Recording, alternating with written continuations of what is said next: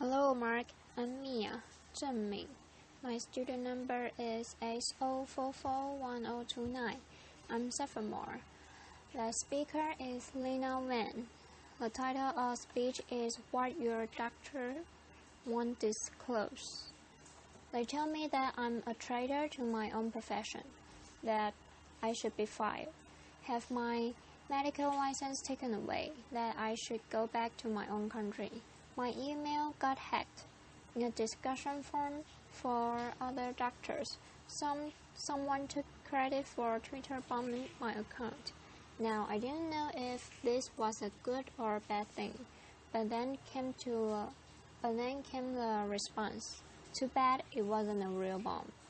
I never thought that I would do something that would provoke this level of anger among other doctors. Becoming a doctor was my dream.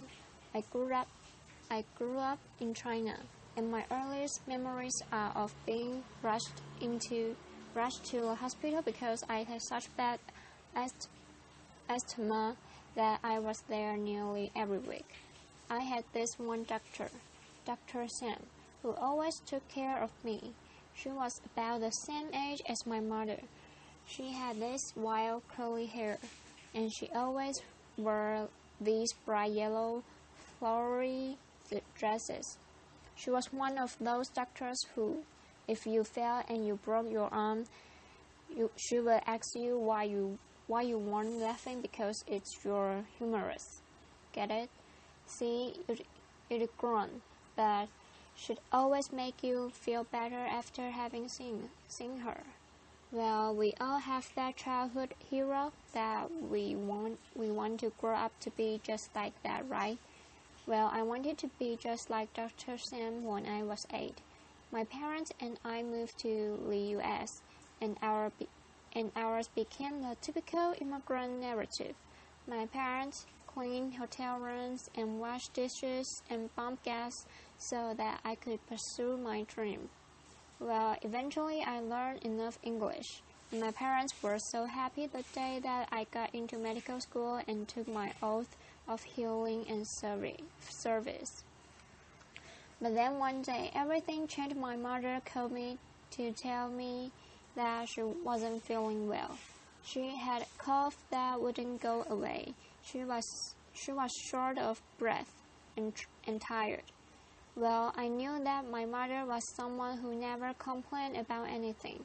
For her to tell me that something was the matter, I knew something had to be really wrong. And it was. We found out that she had stage 4 breast cancer that by then had spread to her lungs, her bones, and her brain. My mother was brave though, and she had hope. She went through surgery and radiation, and was on her 3rd round of chemotherapy when she lost her address book. She tried to look up her oncologist phone number on the internet, and she found it, but she found something else too. On several websites, he was listed as a highly paid speaker to a drug company, and in fact often spoke on behalf of the same chemo regimen that he has prescribed her.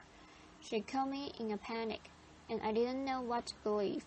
Maybe this was the right chemo regimen for her, but maybe it wasn't. It made her scared, and it made her doubt. When it comes to medicine, having that trust is a must, and when that trust is gone, then all that's left is fear. There's another side to this fear. As a medical student, I was taking care of this 19-year-old who was biking back to his dorm when he got struck and run over by an SUV. He had 7 broke ribs, shattered hip bones, and he was bleeding inside his belly and inside his brain. Now, imagine being his parents who flew in from Seattle 2,000 miles away to find their son in a coma. I mean, you'd want to find out what's going on with him, right? They asked to attend our bedside rounds, where we discussed his condition and his plan, which I thought was a reasonable request, and also would give us a chance to show them how much we were trying and how much we cared. The head doctor, though, said no.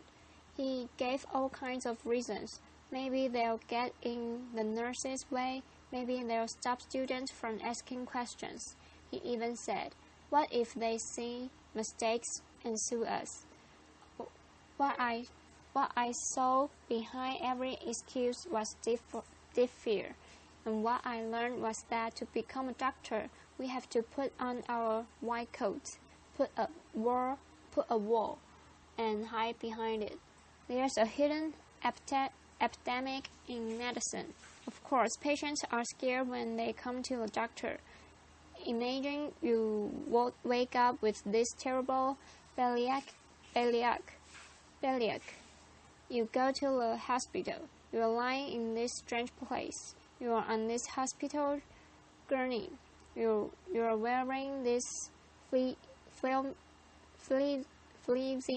gown. Strangers and coming to poke and prod at you.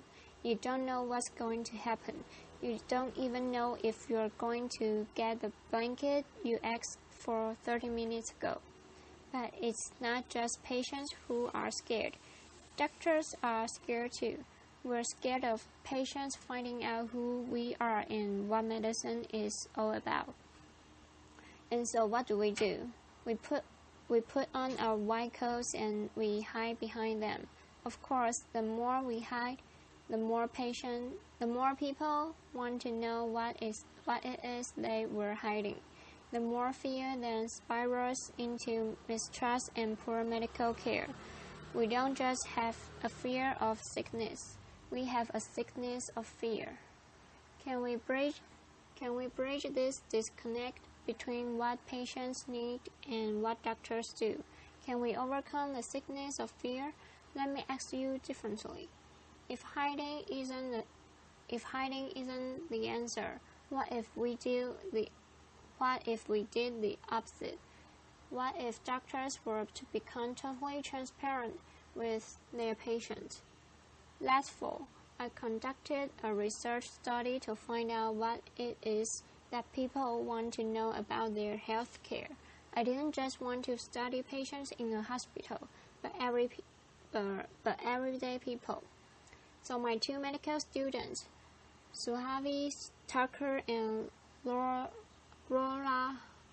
Jones, literally took their research to the street. They went to banks, coffee shops, senior center, Chinese restaurant, and train stations. What did I find? Well, when we asked people, what do you want to know about your health care? People responded with what they want to know about their doctors. Because people understand healthcare to be the individual interaction between them and their doctors. When we asked, what do you want to know about your doctors? People gave 3 different answers.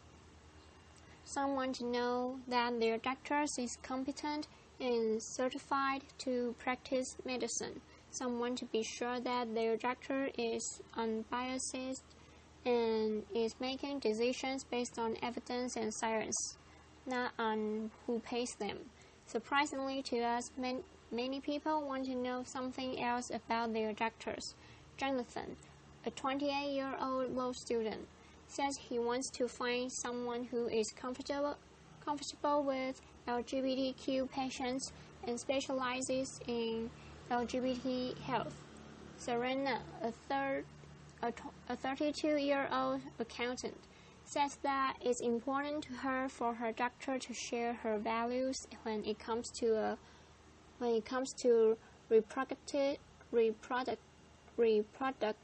reproductive choice and women's rights. Frank, a 59-year-old hardware store owner, doesn't even like going to the doctor and wants to find someone who believes in prevention first, but who is comfortable but who is comfortable with alternative treatment. One after another, our respondents told us that the doctor-patient relationship is a deeply intimate one, that to show their doctors their bodies and tell them their deepest secret, they want to first understand their doctor's values. Just because doctors have to see every patient doesn't mean that patients have to see every doctor. People want to know about their doctors first so that they can make an informed choice. As a result of this, I formed a campaign, Who's My Doctor?, that calls for total transparency in medicine. Participating doctors voluntarily disclose on a public website not just information about where we went to medical school and what specialty we're in, but also our conflicts of interest. We go beyond the government in the Sunshine Act about drug company affiliations, and we talk about how we're paid. Incentives matter. If you go to your doctor because of back pain, you might want to know he's getting paid $5,000 to perform spine surgery versus $25 to refer you to see a physical therapist, or if he's getting paid the same thing no matter what he recommends, then we go one step further. We add our values when it comes to women's health, LGBT health, alternative medicine, preventive health, and end-of-life decisions. We pledge to our patients that we are here to serve you, so you have a right to know who we are. We believe that transparency can be the cure for fear. I thought some doctors would sign on and others wouldn't, but I had no idea of the huge backlash that would ensue. Within 1 week of starting Who's My Doctor, Medscape publicly formed, and several online doctors' communities had thousands of posts about this topic. Here are a few. From a gastroenterologist in Portland, I devoted 12 years of my life to being a slave. I have loans and mortgages. I depend on lunches from drug companies to serve patients. Well, times may be hard for everyone, but try telling your patient making $35,000 a year to serve a family of 4 that you need a free lunch. For an orthopedic surgeon in Charlotte, I find it an invasion of my privacy to disclose where my income comes from. My patients don't disclose their incomes to me, but your patients' sources of income don't affect your health. From a psychiatrist in New York City, pretty soon we have to disclose whether we prefer cats to dogs, what model of car we drive, and what toilet paper we use. Well, how you feel about Toyotas or Continental won't affect your patient's health, but your views on a woman's right to choose and preventive medicine and end-of-life decision just might. And my favorite, from a Kansas City cardiologist, more government-mandated stuff. Dr. Wen needs to move back to her own country. Well, 2 pieces of good news. First of all, this is meant to be voluntary and not mandatory.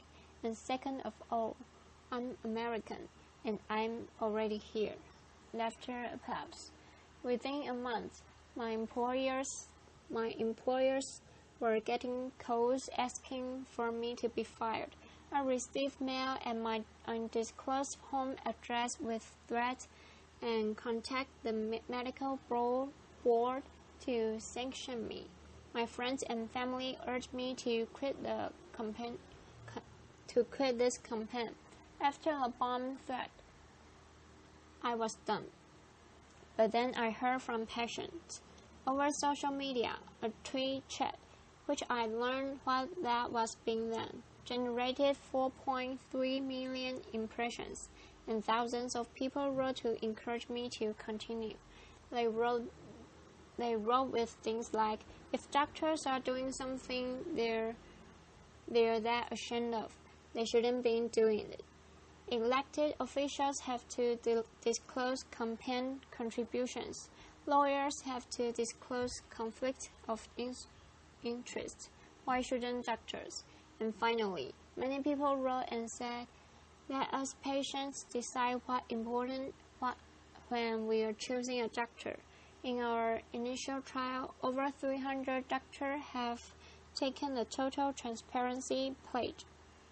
What a crazy new idea, right?